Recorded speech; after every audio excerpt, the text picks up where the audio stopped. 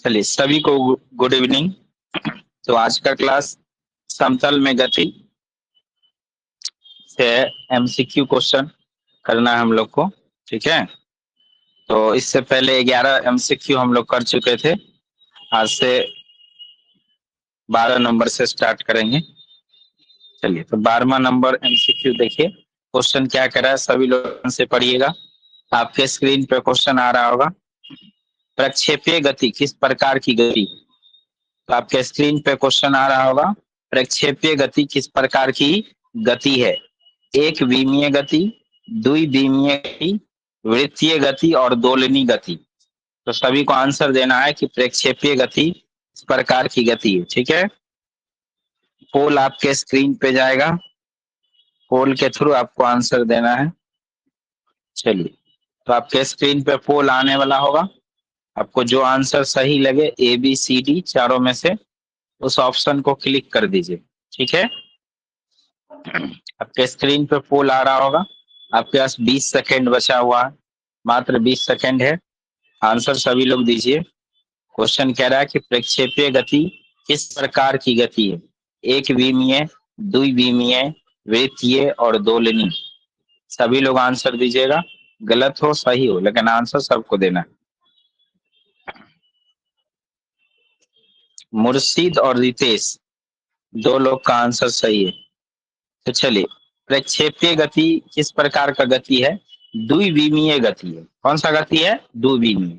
द्विविमीय, एक विमीय का मतलब क्या होता है उसको समझिए। एक विमीय गति का मतलब होता है कि जब कोई वस्तु एक ही दिशा में चले। ठीक है, या तो जैसे कोई वस्तु एक्स दिशा में चल रहा है, या तो वाई दिशा में चल रहा है, या जेड दिशा में, यानी एक समय पर अगर एक ही दिशा में चलेगा तो उस गति को कहते हैं एक विमीय गति।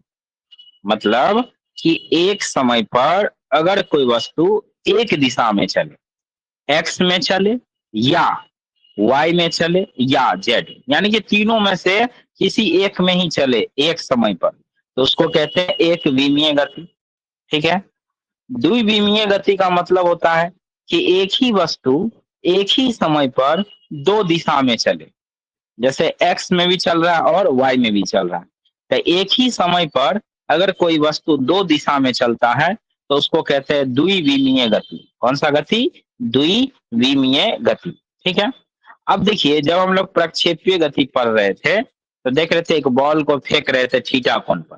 तो जब किसी गेंद या किसी भी चीज को, फुटबॉल को पैर से मारते हैं या किसी बॉल को हाथ से फेंकते हैं थीटा कोण पर, तो उस स्थिति में आप देखे होंगे कि वस्तु जो है एक्स दिशा में भी चलता है आगे की ओर और वाई दिशा में भी चलता है।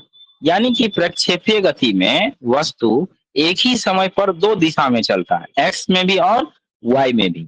इसीलिए प्रक्षेपीय गति जो है किस प्रकार की गति होगी, द्विविमीय गति। कौन सी गति, द्विविमीय गति। क्योंकि प्रक्षेपीय गति में वस्तु एक ही समय पर कितनी दिशा में चलेगी, दो दिशा में। कितनी दिशा में, दो दिशा में। इसलिए इसका आंसर होगा द्विविमीय। द्विविमीय, प्रक्षेपीय गति कैसा गति है, द्विविमीय। द्विविमीय, आंसर बी करेक्ट है। याद रखिएगा, आंसर बी इसका करेक्ट है। समझे सभी लोग। चलिए नेक्स्ट क्वेश्चन पे चलते हैं। किसी को कोई डाउट होगा तो पूछ लेना, अगला क्वेश्चन पे चल रहे हैं। चलिए, इस क्वेश्चन में कह रहा है कि अधिकतम ऊंचाई पर वेग की दिशा होती है।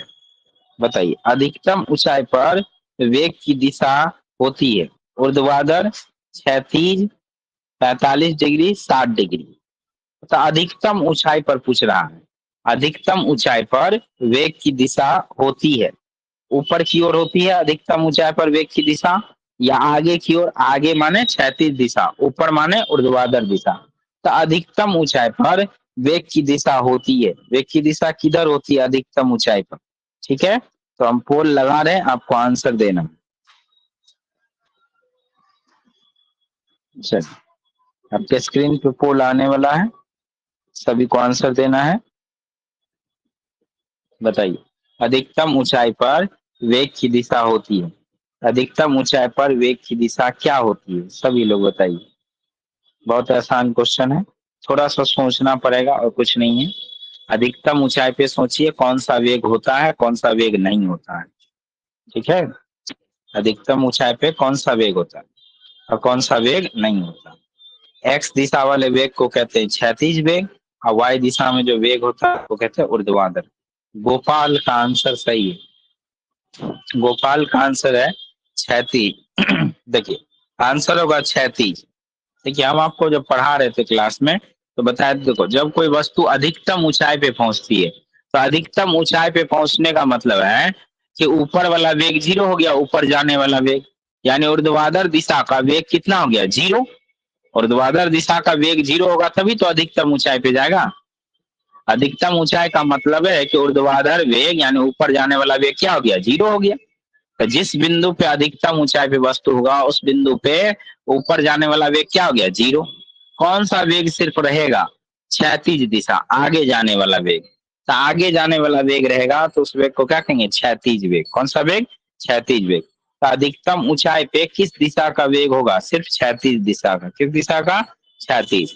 ऊर्ध्वाधर दिशा का तो वेग जीरो हो जाएगा अधिकतम ऊंचाई पे, इसलिए आंसर क्या होगा, क्षैतिज। ऑप्शन बी करेक्ट होगा। क्या होगा, ऑप्शन बी करेक्ट होगा। समझे सभी लोग। कोई डॉट है किसी को तो हाथ रेज कर लो, किसी को कोई डॉट है तो हाथ ऐसे उठा सकते हैं, नहीं तो हम नेक्स्ट क्वेश्चन पे चलेंगे। चलिए नेक्स्ट क्वेश्चन पे चलते हैं, अगले क्वेश्चन पे।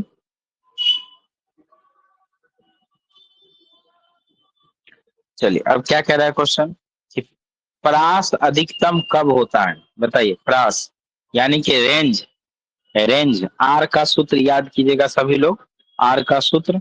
और बताइए आर बराबर जो सूत्र था उसमें अधिकतम रेंज, अधिकतम परास थीटा के किस कोण पे आया था। क्लास में बताएं क्वेश्चन कि परास अधिकतम कब होता है, थीटा के किस मान पर। ठीक है, तो सभी को आंसर देना है कि थीटा के किस मान पर परास अधिकतम होगा, थीटा के किस मान पर परास अधिकतम होगा। चलिए सभी लोग आंसर दीजिए, थीटा के किस मान पर परास यानी आर का सूत्र, आर अधिकतम कब होगा, थीटा के किस मान पर आर अधिकतम होगा। ऑप्शन ए है 30 डिग्री, बी है 60 डिग्री, सी है 45 डिग्री और डी है 90 डिग्री। बताइए कौन सा ऑप्शन करेक्ट है चारों में से, चारों में कौन सा ऑप्शन करेक्ट है, बताइए सभी लोग। अमित, सुमन और इजवारुल, क्या बात है, इजवारुल भी आ गया, कहाँ से, इजवारुल जुड़ नहीं रहा था 2 दिन से। चलो तो आंसर होगा 45 डिग्री।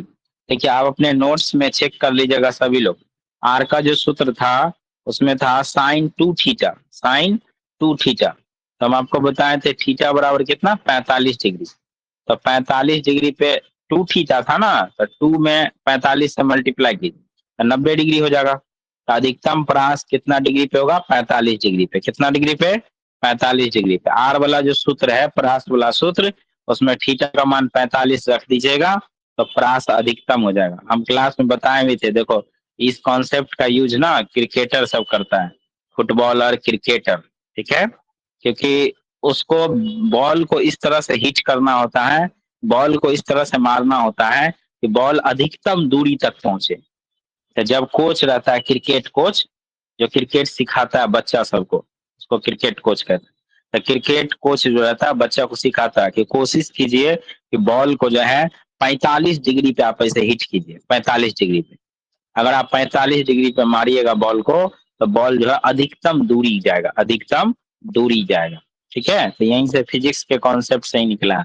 याद रखना, किसी भी चीज को आपको अधिकतम दूर तक फेंकना है तो उस चीज को आपको कितना डिग्री पे फेंकना चाहिए, 45 डिग्री पे। कितना डिग्री पे, 45 डिग्री पे। ठीक है, तो परास अधिकतम होता कब होता है, तो याद रखिएगा आज के बाद 45 डिग्री।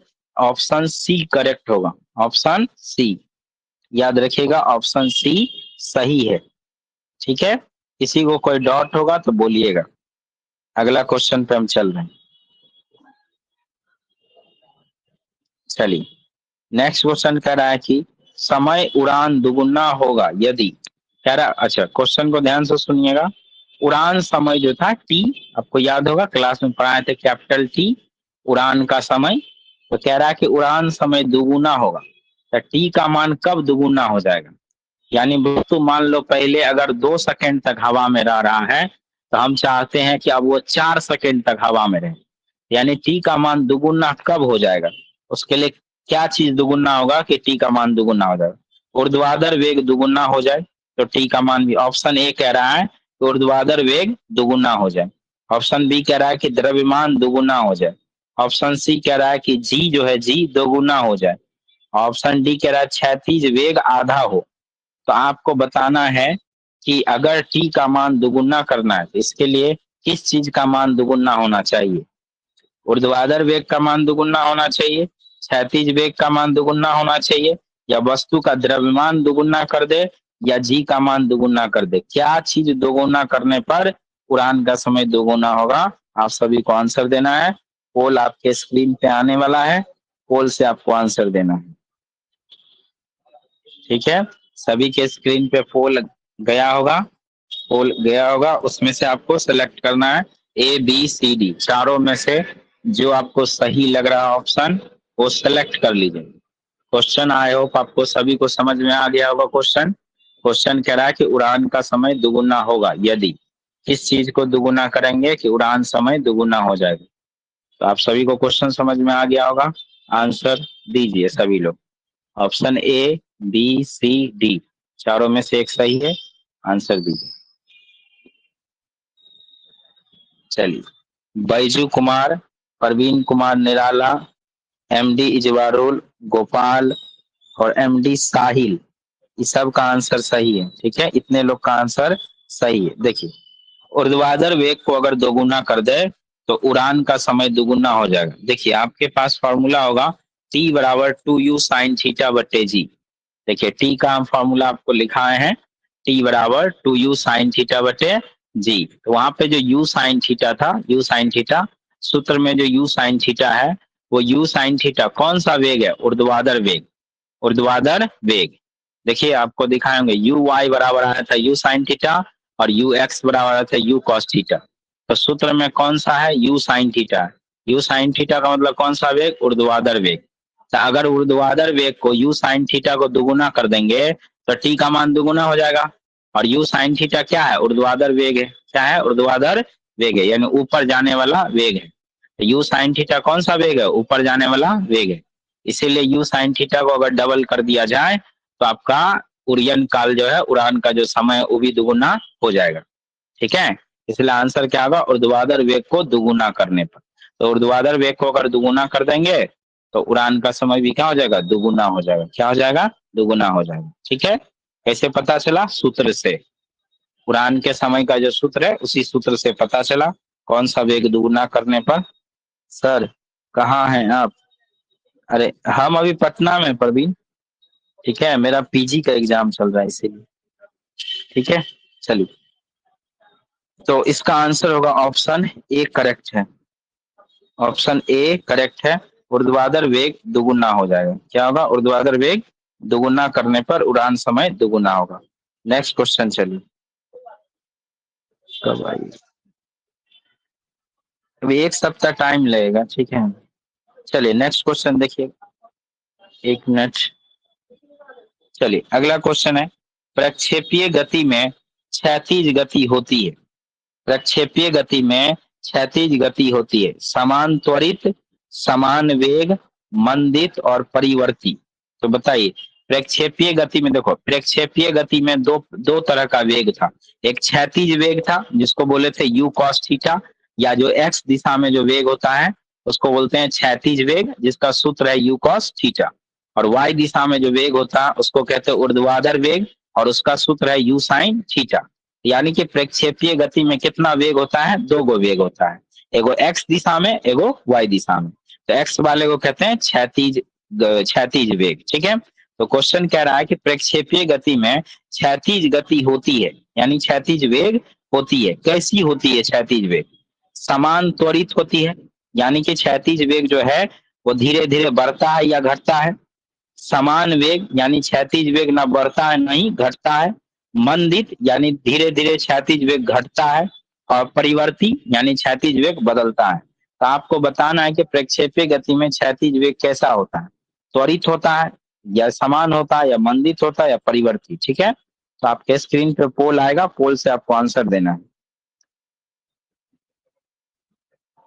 चलिए, सभी के स्क्रीन पे पोल आने वाला होगा, सभी लोग को पोल से आंसर देना है।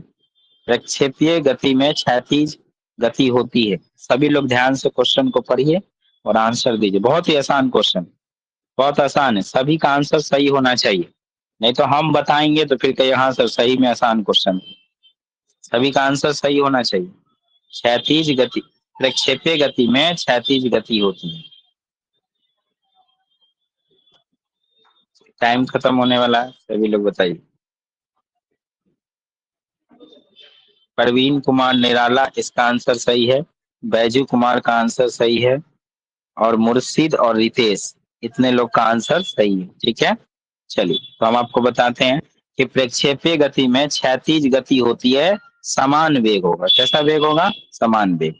देखिए, जब हम आपको पढ़ा रहे थे तो आपको बताए थे, देखो दो गो वेग होता है, एक होता है यू साइन थीटा, इसको क्षैतिज वेग कहते हैं या एक्स दिशा का वेग, एक होता है यू कॉस थीटा। तो एक्स दिशा का वेग जो है यू साइन थीटा, वो कभी बदलता, सॉरी यू कॉस थीटा जो है, क्षैतिज दिशा का जो वेग है यू कॉस थीटा, वो कभी बदलता था? नहीं बदलता था। कौन सा वेग बदलता था? ऊर्ध्वाधर दिशा का। तो ऊर्ध्वाधर दिशा कौन सा वेग है? You sine theta. तो यू साइन थीटा बदलता है। अब कहिएगा सर यू साइन थीटा काहे बदलता है? तो यू साइन थीटा इसलिए बदलता है कि ये ऊपर जाने वाला वेग है। कौन सा वेग है? ऊपर जाने वाला वेग है। तो ऊपर जाने वाले वेग पे किसका असर होता है? गुरुत्वाकर्षण बल का। गुरुत्वाकर्षण बल का, धरती का असर होता है। तो जो कोई भी वस्तु या तो ऊपर जाएगा या नीचे आएगा, तो धरती उसको क्या करेगा? अपनी ओर खींचेगा। ठीक है, तो ऊर्ध्वाधर वेग जो होता है यू साइन थीटा, वो तो बदलेगा, लेकिन यू कॉस थीटा जो है, क्षैतिज दिशा का जो वेग है, एक्स दिशा का जो वेग है, उस पर कोई बल नहीं लगता है, बल नहीं लगता है। तो क्षैतिज दिशा के वेग पर कोई बल नहीं लगता है, इसलिए क्षैतिज दिशा का वेग नहीं बदलता है। हमेशा शुरू में भी यू कॉस थीटा, बाद में भी यू कॉस थीटा, हमेशा यू कॉस थीटा होता है, बदलता नहीं है क्षैतिज दिशा का वेग। समझे आप लोग? ठीक है, तो क्षैतिज दिशा का वेग नहीं बदलता है, समान रहता है। क्या रहता है? समान। लेकिन याद रखिएगा, ऊर्ध्वाधर दिशा का वेग बदलेगा गुरुत्वाकर्षण बल के कारण। ठीक है, चलिए नेक्स्ट क्वेश्चन पे चलते हैं, अगले क्वेश्चन पे। ऊर्ध्वाधर गति होता है, चलिए एक क्वेश्चन देखिए, उसी तरह का क्वेश्चन आ गया।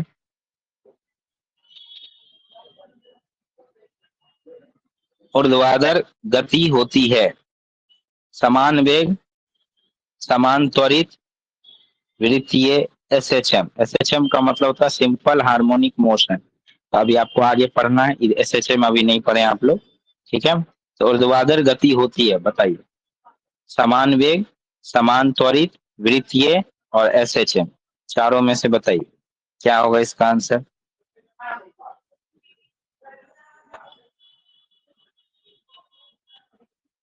चलिए, आपके स्क्रीन पर पोल आने वाला है, बताइएगा सभी लोग आंसर।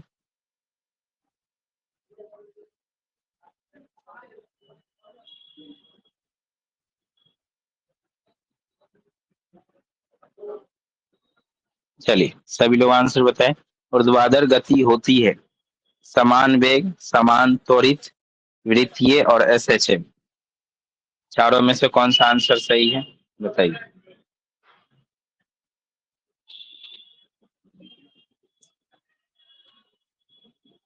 इजवारुल, अमित, मुर्शिद, ठीक है, इस सब का आंसर सही है। देखो समान त्वरित होगा, देखो अभी बताएं कि जो ऊर्ध्वाधर दिशा का वेग होगा वो धीरे धीरे घटता है। तो कैसे घटता है? 9.8 मीटर पर सेकेंड से। ऊर्ध्वाधर दिशा का जो वेग है, जैसे कोई वस्तु को हम ऊपर फेंकते हैं तो उसका वेग होता है धीरे धीरे घटता है। किस रेशियो से घटता है? तो 9.8 मीटर पर सेकेंड से। हर एक सेकेंड में 9.8 से घट जाएगा। जैसे 9.8 को अगर 10 मान लीजिए समझने के लिए, ठीक है, तो मान लो किसी वस्तु को हम ऊपर की ओर फेंक दिए, मान लो 100 मीटर पर सेकंड से ऊपर फेंक, इतना से फेंके 100 मीटर पर सेकंड से ऊपर की ओर फेंक दिए, ठीक है, तो हर एक सेकंड में उसका वेग कितना से घटेगा? 10 से घटेगा। कितना से? 10 से। क्योंकि धरती के पास जो दम है, धरती के पास जो ताकत है, धरती के पास इतना ही ताकत है कि किसी भी वस्तु का वेग वो 1 सेकंड में 10 से घटा सकता है। कितना से? 10 से। अगर मान लो किसी वस्तु को हम 100 मीटर पर सेकंड से ऊपर फेंकेंगे तो हर 1 सेकंड के बाद उसका 10 से वेग घट जाएगा। जैसे मान लो 100 से फेंके तो 1 सेकंड के बाद 90, अगला 1 सेकंड के बाद 80, अगला 1 सेकंड के बाद 70, यानी हर 1 सेकंड में धरती किसी वस्तु का वेग कितना से घटा सकता है? मात्र 10 से। और अगर एग्जैक्ट करें तो 9.8 से, 9.8 से। ठीक है, तो ऊर्ध्वाधर गति जो होती है समान त्वरित, समान त्वरित, इसमें त्वरण है, हमेशा त्वरण कितना होगा? 9.8 मीटर पर सेकेंड स्क्वायर, है ना।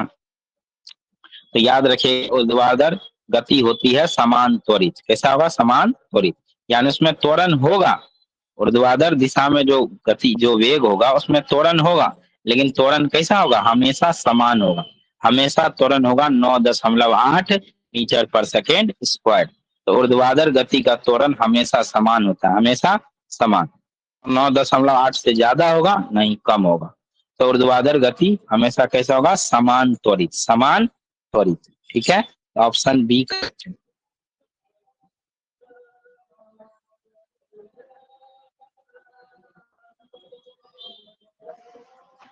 अधिकतम ऊंचाई पर त्वरण होती है, अधिकतम ऊंचाई पर त्वरण होती है, बताइए अधिकतम ऊंचाई पे त्वरण क्या होगा?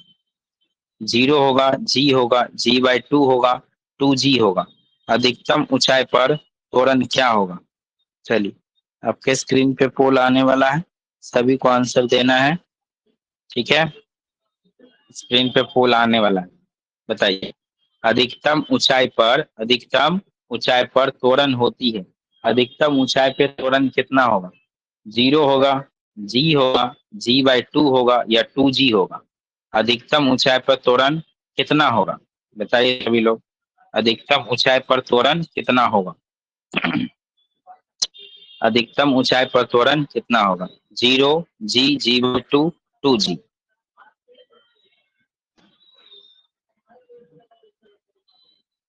सिर्फ परवीन। चलो, अधिकतम ऊंचाई पे त्वरण होगा जी, याद रखिएगा अधिकतम ऊंचाई पे त्वरण कितना होगा? जी होगा। कितना होगा? जी।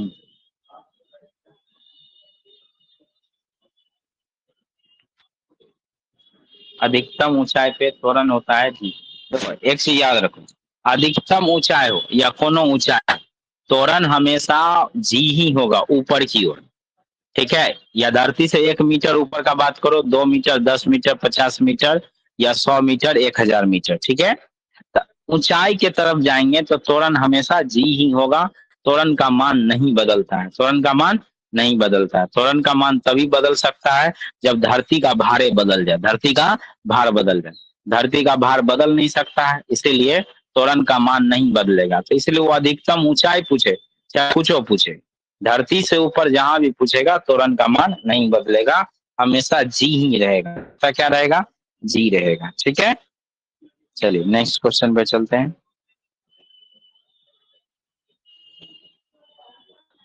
चलो, समय उड़ान का ऐसा है मात्रा, अच्छा उड़ान समय का, ये समय उड़ान लिखा है, यानी उड़ान समय का ऐसा मात्रक क्या होता है? Second, metre, newton, joule. ये तो बहुत आसान क्वेश्चन है। ठीक है, इसका क्या आंसर है बताइए, तो बहुत ही इजी क्वेश्चन है। चलिए सभी लोग बताइए इसका क्या आंसर है। चलिए इसका आंसर बताइए।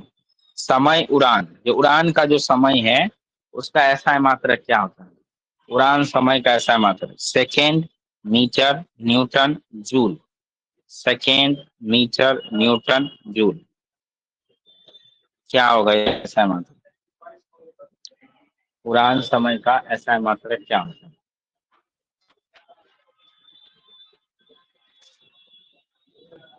चलिए परवीन, मिथिलेश, मुर्शिद, इजबारुल, बैजू, सबका आंसर। अरे समय का ऐसा मात्रक क्या होता है? सेकेंड। समय का ऐसा मात्रक सेकेंड होता है। अच्छा इजबारुल, बोलो इजबारुल क्या दिक्कत है, डॉट है तुमको? माइक ऑन करो इजबारुल अपना। इसका आंसर क्या होगा? ए। ऑप्शन ए, समय का ऐसा मात्रक सेकेंड होता है, पता सेकेंड। हेलो बोलो जी। हाँ बोलो। सर, बोले कि अगर कोई वस्तु के पास त्वरण है तो पहले वो गति में होना चाहिए ना। त्वरण है तो त्वरण तो ऊपर की ओर फेंकेंगे तबे ना त्वरण रहेगा। वेग कहीं में मतलब परिवर्तन होगा तबे ना, तो वेग में परिवर्तन होगा तबे ना त्वरण उत्पन्न होगा वस्तु में। वेग में परिवर्तन नहीं होगा, जैसे साइकिल चलाता है तो वेग बढ़ रहा, ब्रेक लगाया तो वेग घट रहा, यानी वेग में परिवर्तन जब होगा तो त्वरण होगा, नहीं होगा परिवर्तन त्वरण जीरो हो गया। तो सर समझा, उसको गति त्वरण में का ही रहना चाहिए, हाँ वस्तु को गति में रहना हाँ गति चाहिए में ना। रहेगा। हाँ हाँ तबे ना त्वरण होगा। गति में तो होना वो ही चाहिए, साथ साथ में गति में परिवर्तन भी होना चाहिए। हाँ ठीक है सर। ठीक है ना, गति में तो होना ही चाहिए, साथ साथ गति में परिवर्तन भी होना चाहिए, तभी जाके त्वरण होगा। नहीं रहते तो वो सर नहीं है अविनाश सर।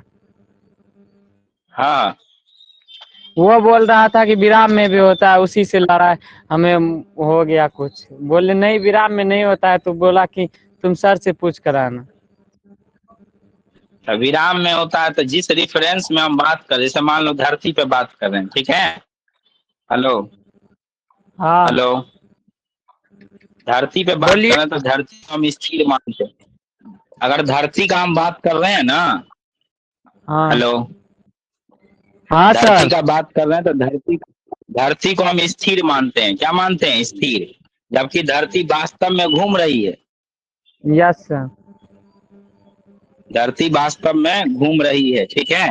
लेकिन धरती को हम मानते क्या है, स्थिर मानते हैं, ठीक है। तो इस चीज को कंसीडर करना होता है, क्योंकि धरती पर हम रह के पढ़ते हैं तो धरती को स्थिर मानते हैं, लेकिन धरती वास्तव में घूम रही है। वस्तु गति ठीक में है नहीं सर। रहेगा तो वेग में परिवर्तन होगा तबे ना त्वरण होगा। चलो ठीक।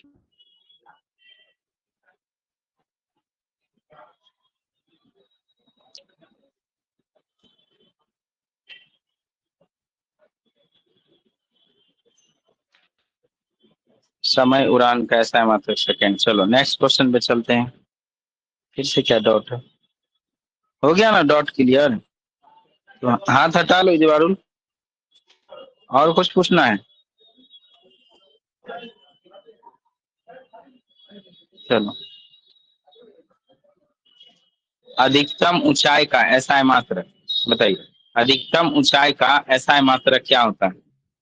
अधिकतम ऊंचाई का ऐसा है मात्रक, मीटर, सेकेंड, जूल, न्यूटन।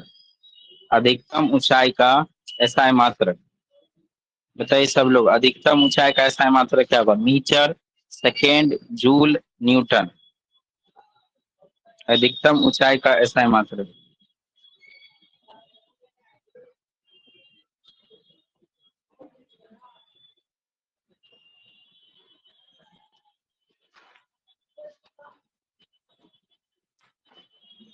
अधिकतम ऊंचाई का ऐसा है मात्रक।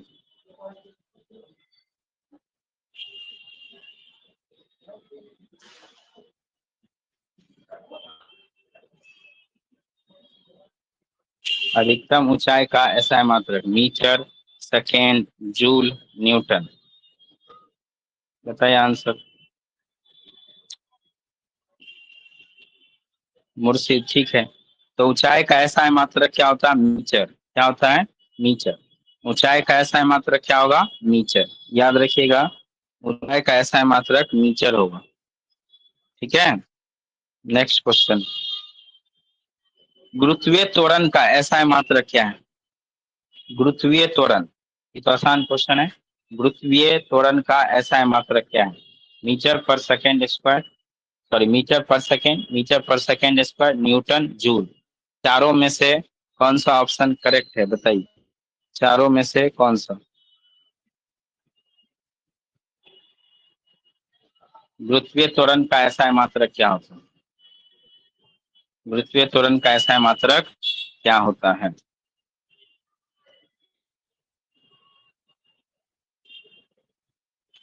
ऐसा है मात्रक क्या होता है, मीटर पर सेकेंड, मीटर पर सेकेंड स्क्वायर, न्यूटन, जूल। गुरुत्वीय त्वरण का ऐसा मात्रक है मीटर पर सेकेंड स्क्वायर, न्यूटन, जूल।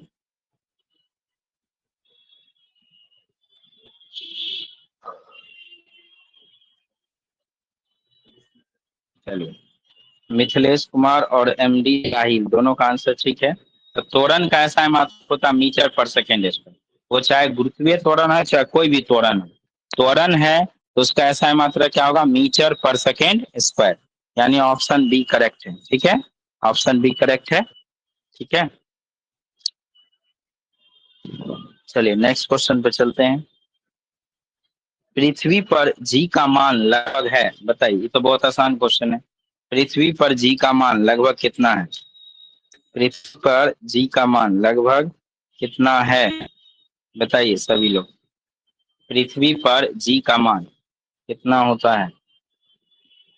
पृथ्वी पर जी का मान लगभग कितना होता है? 5.8, 9.8, 12 या 15? पृथ्वी पर जी का मान लगभग है कितना है, बताइए। पृथ्वी पर जी का मान लगभग कितना है? जी माने गुरुत्वीय त्वरण, जी माने गुरुत्वीय, बताइए गुरुत्वीय त्वरण का मान कितना पृथ्वी पर लगभग? मुर्शिद, बैजू, प्रवीण, एमडी साहिल। ठीक है, 9.8 मीटर पर सेकेंड स्क्वायर। याद रखिएगा गुरुत्वीय त्वरण का मान है 9.8 मीटर पर सेकेंड स्क्वायर है। ठीक है, 9.8 मीटर पर सेकेंड स्क्वायर इसका आंसर है। नेक्स्ट क्वेश्चन पे चलते हैं। 45 डिग्री और 45 डिग्री कोण का प्रास अलग अलग समान, अच्छा 45 डिग्री और 45 डिग्री दोनों 45 डिग्री कोण का प्रास क्या होगा? यानी कि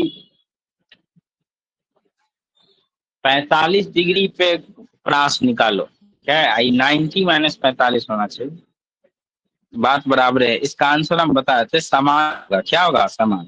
45 डिग्री और 45 डिग्री दोनों कोण पर जो परास होगा वो समान होगा। ठीक है, कैसे समान होगा तो समझिए।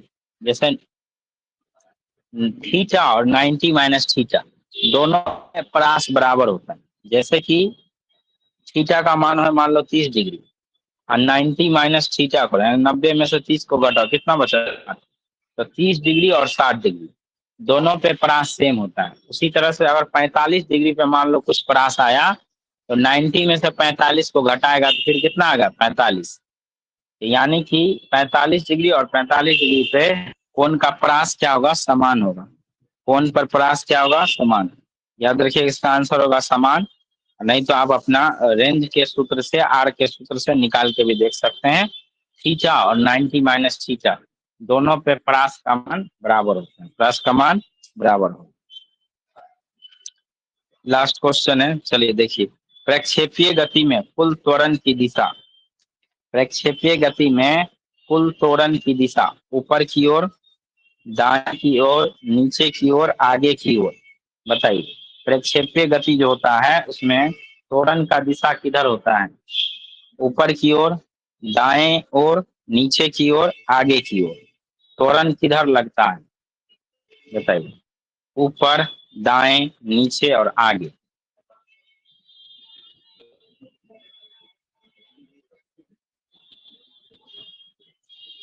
तो त्वरण किधर, त्वरण का दिशा किधर होगा?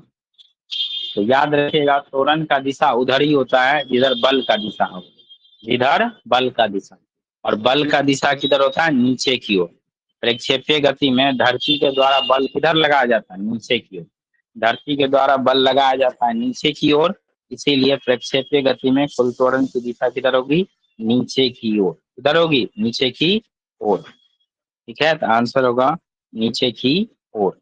ठीक है, तो आज का ये लास्ट क्वेश्चन था। ठीक है, और इसके बाद का क्वेश्चन जो है हम लोग नेक्स्ट डे करेंगे।